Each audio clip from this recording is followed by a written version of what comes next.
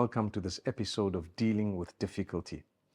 It's not easy to deal with people who may not be your family members. But as we grow older and we get married or our children get married, we have family members who come in who are new members to the family. We welcome them, and even prior to welcoming them, we were showing their family the good side of our family in order for them to accept the proposal or to let this marriage happen. And that good side, unfortunately, after the marriage is forgotten because the term in-laws comes in many cultures with a negative stigma, which is unfair. These are good people, but we've come in with a preconceived idea that these people don't like me, they are there to destroy me maybe, or they are there to make my life difficult, and that's not the case. So today we want to talk of some of the difficulties and how to deal with them. Number one, let's lower our expectations of one another. When there is something to be done, let's try and do it ourselves. Try not to change things too suddenly within the home just because a daughter-in-law came in or a little in-law came in, be it a son-in-law or whoever it may be.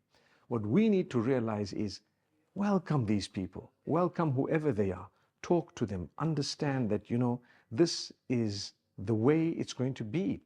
Many people don't want to live with an extended family primarily because expectation is too high. That's the main reason that people don't want to live with extended family. I don't mind doing things, but it doesn't have to be at your timing and exactly your way of doing things. People were brought up differently. Just like your son was brought up differently, your daughter-in-law is also brought up slightly differently, and sometimes a little bit more, especially when cultures begin to change and we have a cross-cultural marriage. So to take this into consideration is very important. If we really love our children and we really would like goodness for them, then we should help them to the best of our abilities. The same applies to a daughter-in-law or a son-in-law. Let's never say negative things about our in-laws, even if we're going through a phase initially of the teething issues that require lots of navigation, lots of patience. Let's never say negative things, because when we speak to others and tell them negative things about our in-laws, what would happen? It would remain and it would become a rumor and it would become an idea in the hearts and minds of those whom we spoke to, and they may have spread it to a larger circle that these people are bad. And that would be a terrible seed to sow. When it grows something, it's going to be a cactus, a very difficult plant to navigate. Remember to start with dua. Pray to Allah, supplicate to Allah, connect with Allah, ask Allah to soften the hearts, ask Allah to grant love and goodness between you and your extended family members, your in-laws, whoever else it may be. Ask Allah to grant goodness. Many of us don't have Allah in the equation. We've never asked Allah, oh Allah, soften her heart or his heart or their hearts, oh Allah, bring us together and help us. When we make a dua, with the dua, we should be working towards achieving what we asked Allah for. That's something many people don't know. When you ask Allah for something, you need to work towards achieving what you are asking Allah that you want.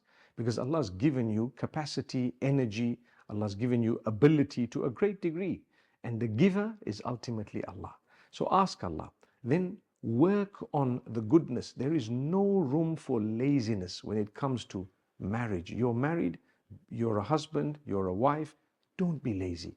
Get up, do whatever you have to, and inshallah, in this way, your sacrifice will be rewarded by goodness, people appreciating you in a much bigger way. Those who laze around and are very, very easygoing, don't want to be told anything, are the ones who find it difficult navigating through relationships.